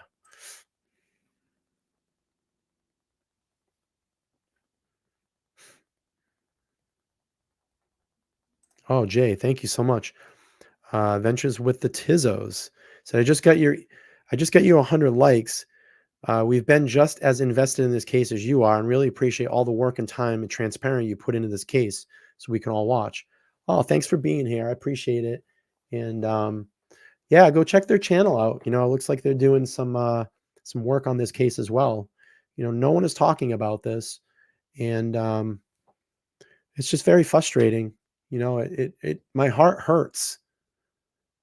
Um, you know, it's just essentially this young lady just vanished in the middle of nowhere, and no one's looking. It doesn't seem like anybody really cares, and I care. You know, LTL True Crime Podcast cares.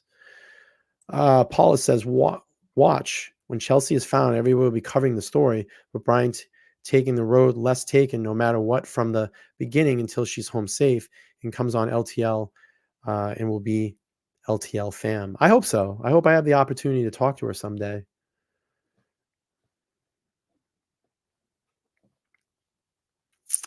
Okay. Tips. We got tips. Tip, tip, tip. Just the tip. Just the tip. This one on 1025 was interesting. Instagram post made by a certain person. They looked them up, hadn't been in the area since 2007. And he was also arrested, that he was arrested in Palm Beach County Sheriff's Office on 9/24 and released on 9/27. This was also confirmed that he had been in Florida. So this person was in Florida. Another hotel inquiry. While the hotel, I met the general manager. I was able to confirm the night the tips are reported seeing Chelsea to be with a live band. And the original tip recalled a man playing guitar. The Grimm family had previously advised that Philip P.J. Brenner, it's fine, I'll put his name out there. He's public. He's on Facebook all over the place. He talks on those platforms, but he won't come on LTL True Crime Podcast. And I told him, you know, look, we have over 12,000 subscribers here. You call for a big platform to come on.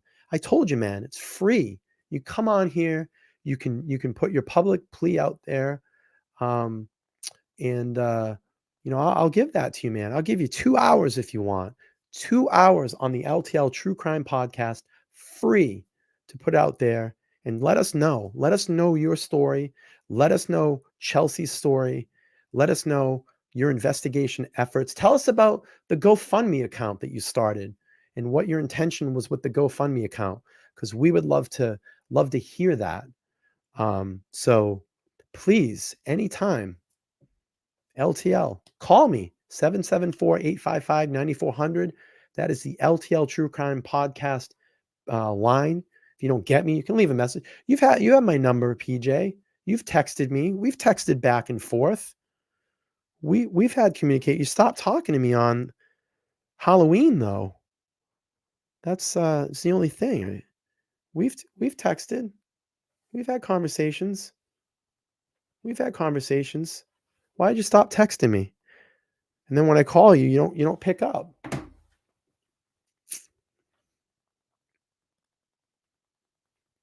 Hey, Heavy, what's going on? Good to see you here. All right, let's go on. So another here at the hotel. She shared a flyer with the hotel staff. They also did not recall seeing Chelsea while at the hotel. So inquired about obtaining security footage. And it goes on. I provided my business card. I followed up. The family was advised through Facebook. Information provided me. This was on 9/26. I actually had this on my old map. Remember this, Carrie? Remember this team? I talked about this a long time ago. This is on the old map. These are all like Facebook posts that I grabbed.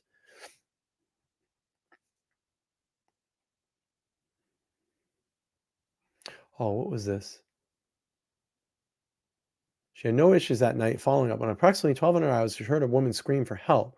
That woman sounded injured, needed help due to having bad hearing. She said, "Yeah, I remember this."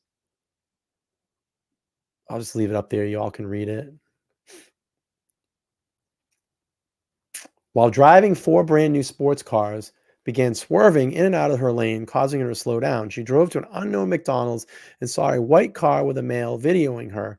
She could not describe the car and the male. She then felt unsafe and drove to Love's gas station in Mayer, Arizona. It sounds like a bunch of punk kids.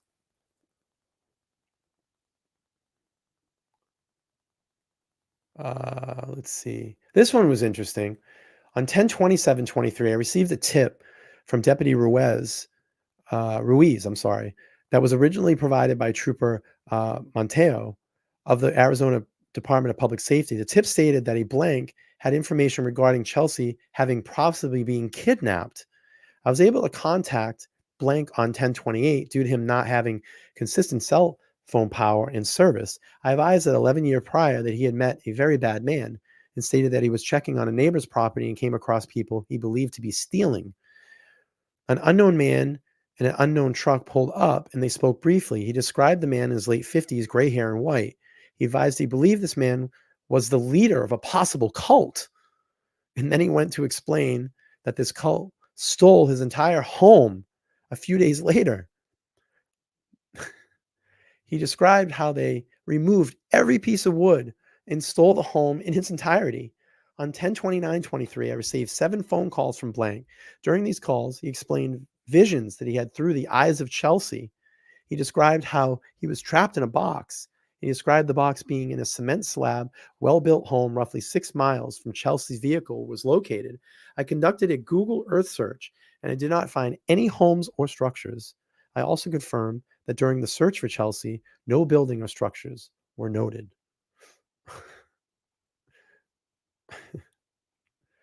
I think that's it. That's it. 55 pages. 55. We got it. That last one's a weird one. The audio is from Deputy Knight. I know everybody's going to go, what about the lady? What about the lady call, the psychic? I don't know where that is in here. I might have passed it, but it says Deputy Knight, and I can show you. Hang on. I'll show you the original file so everybody knows I'm not fucking making it up. Let's see. This is what it came in as. Because I couldn't find it. Maybe I missed it. Let me just change out this screen real quick. There we go. A little light back. Let's get rid of that. Ooh, gosh, that all the black was weird. This was the audio file that I got. I can show you. You can see the name on it too. Right here. It says audio. Here's the case file, Deputy Knight. I don't know where that is in the supplemental report, but it is the lady. It kicks in like 30 seconds. Let's see. Did I share it? That's her right here.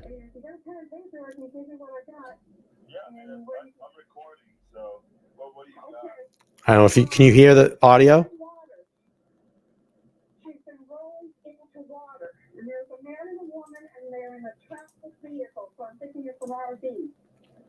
Thank you, Carrie. Can you hear the audio? It's quiet. Yeah, it's a quiet. But I just want to let everybody know that is part of the case file. So just so everybody knows that it is there. Excuse me. Oh boy.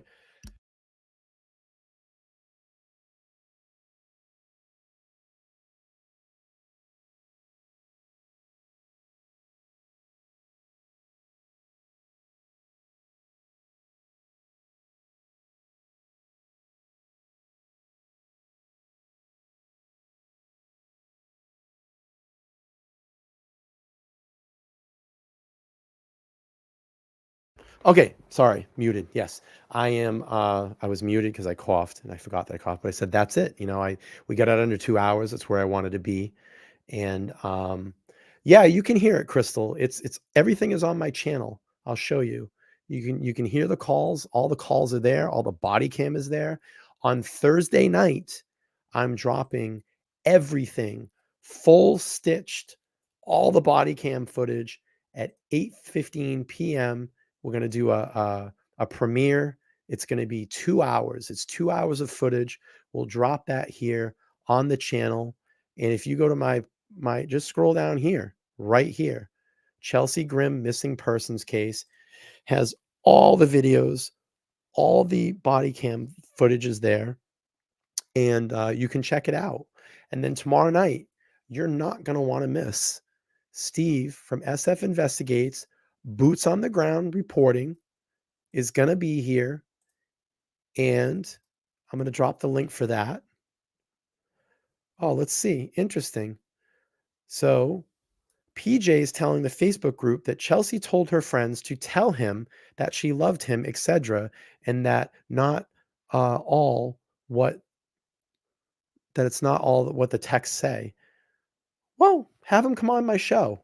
He gets out there on Facebook and says, I want a public platform. I want a platform. I want a platform. You have a free platform right here. LTL podcast. I'll give you 2 hours to come talk on my platform for free. And if you don't want to come up live, video wise, you don't have to do that. You can turn your camera off. I can drop a link and just do audio. We can do it right through StreamYard. Or if you want to call in, you have my number, 774-855-9400. You and I have texted since Halloween, and now you don't talk to me anymore. So come on the show. It's free, man. We want to hear from you. We had your buddy on here before you. That's the link for tomorrow night's show. Come hang out with us tomorrow night. It's going to be a great show. You're not going to want to miss it. Steve's going to tell everything. He's going to get everything out there. And I'm really interested in what he's going to talk about. But, listen, I hope this provided some clarity. I hope it shuts down a lot of the misinformation that is being put out on the Facebook groups. We had the file. That's the police file. That is the legal document into this investigation. So all the Facebook groups, you can all stop with the conspiracy theories. You can stop all conspiring. You can say that, no one's, there's no hidden information anymore. It's all out there. Out of respect, yeah, I did redact a few things, but it's an easy public records request. You can get it. You can be a big boy, a big girl, and request it. We got it very quick. Buck up the money, pay for it, get it. If you want to look at it and do your own investigation around it, perfectly fine. Perfectly fine. Let me just recognize the super chat. We got a $9.99 from Body Blow Biscuit Butter. Great work, Brian and Carrie. Thank you. I said Chelsea, but you can do it. It's fine. The creator of the new Facebook group is backing PJ. Yeah, I saw that. But hopefully tonight that person, and I know who it is, because when I went into that group, I was dropping all the videos for them. I was being nice, dropping the videos, and they started to attack me. And they said, "Oh, do you really need to put all the police?" They attacked me because I was going to put the police report out there. You know why they attacked me? Because it would cut out and cut down all the conspiracy. When you have the legal document right there, that's what it is. That's the case from the detectives, and they got angry. So you know what? I deleted everything. I left the Facebook group. I don't need to help them out. If they want to find out what I'm talking about, they can come here to LTL True Crime Podcast. But the problem is with these cases, and what aggravates me is around this, is that people make it about them. And I don't like that. They make it about them. They're on this crusade, and that they're going to be the person that breaks this open. How about we all collectively work together and put the correct information out there? And then they get mad at you if you're putting the correct information out there, because you know why? You're debunking their stories. You're debunking their lies. That's what they get angry about. So I left the groups. I have no interest in being there. If you want to come here and talk in my chat, you're welcome. Or you can leave comments. That's perfectly fine too. But, everybody gets so protective around it. And then when someone steps up to the plate like me on my channel, and I put everything out there and it starts debunking all this bullshit, that's where they get pissed. I'm pissed because no one is talking about this case. And last night I beat the drum live. And I called out News Nation, and I called out Brian Enton, and I called out Ashley Banfield to start talking about this case nationally, because my platform may not get, I know it doesn't get the reach that they do. But if they can start talking about this and getting this out there, and we can get the correct information to get Chelsea home, I want to do that. So maybe someone heard my call, because I find it ironic today that on Thursday, they're going to be doing a live at 1 p.m. and talking about the case, and they just updated their article. So maybe I did beat that drum and get to someone, because they're not stupid. They watch these channels. T-Reb's been on, I think, News Nation before. I've talked with Coffin Daffer before. So, but yeah, they're agreeing with them. But hopefully tonight they saw that segment of the timeline and the misinformation that was put out, that there's no way that she could have left on the 4th. She left on the 24th. So I think you need to double think some things, and I'll let PJ come on and explain. I told him that. Come on, LTL. I want to see you here. I know you watch me. You leave comments in my section, but you won't come on the show. Come hang out. Come hang out. So I think that's it. We're going to close up the show. It's about 10:15 here on the East Coast. Another great show. Another fantastic show. We saw a lot of new people in the chat. I appreciate you being over here. And tomorrow night's going to be a big night. I think it's going to be a great night. Lady Lugs and Blessings. I wonder if PJ has been looked into by the police. I'm a bit new to the case, but from what I've learned, he seems sus, in my opinion. I'm sure he has. I'm sure he has. I mean, he was arrested. What was it, on the 16th? So I'm sure they probably asked him and had some questions for him. Sure. Why not? But I want to talk to him. I want him to come here. He talks everywhere else. He don't want to come talk here. I don't know why. I want to get him on here. So, yeah, that's it. Oh, I just want to make sure and put this disclaimer out there for tomorrow. Steve coming on my show. It is not a paid appearance. He is coming here to come here and talk about Chelsea's case on his own. He and I have been talking for quite a while. And once I did my timeline stream the other night, he reached out to me and said, "Hey, man, I'm interested to come on your show. Let's do it." I said, "Perfect. Let's do it Wednesday night, 8:15 Eastern Standard Time." Bang. He's like, "Absolutely." So tomorrow night, it'll be here. Steve will be over here. He's been promoting on Twitter. Hope we get a big crowd in for the show. I think it will be great. And I'll be interested to hear. Like I said, I've talked to him before for about an hour and a half. We talk very regularly in chat, but I'll be interested to hear more what he has to say on Chelsea's case tomorrow. Lucky Phil says, "I still haven't watched the last 2 LTL episodes. I actually caught this live today. I'll finally get to the time to sit down." Thank you so much. Absolutely. Everybody's welcome here. Everybody's welcome here. But we're going to keep doing cases like this. I want to start getting into some of those missing person cases and get some eyes and some light on them. We want to bring these people home. And, that's what we can do. If we can do something, I really do appreciate it. So Body Blow says she asked PJ to come out there and she isn't even sure about the dates and his phone was broken. Yeah. And then says, "I talked to Steve for 2 hours a day. He's very generous." He's super nice, super, super nice guy. And it'll be fun. I think it's going to be really a lot of fun tomorrow and get to hear his side of the story and hear what he has to say about the investigation. So we just hit 2 hours. Thank you all so much. I'm going to go rest my voice. Yeah, we want questions. We want questions. We want questions tomorrow. Absolutely. So maybe we'll do, if Steve will give me 2 hours, maybe we'll do an hour and a half. Him and I will spitball it back and forth. And then maybe at the end of the show, we'll take 30-minute, questions. I'm sure he'll be up to doing that. I would love to get some questions, of course. But we'll be ready. We'll be ready tomorrow. And I think it's going to be a great show. Again, tomorrow, I'll drop the link, 8:15 Eastern Standard Time here on LTL True Crime Podcast. You will see Steve Fisher from SF Investigates talking about, and there's the link there. Just hit that link. Make sure to hit the join button, remind button or join button. And he will talk about his boots on the ground investigation and reporting in the Chelsea Grimm missing persons case. Thank you all so much for being here tonight.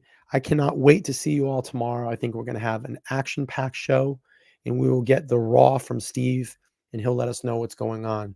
Everybody have an amazing night. And before we go, let's do another tribute to Chelsea. Let's drop some yellow hearts in that chat room as we go.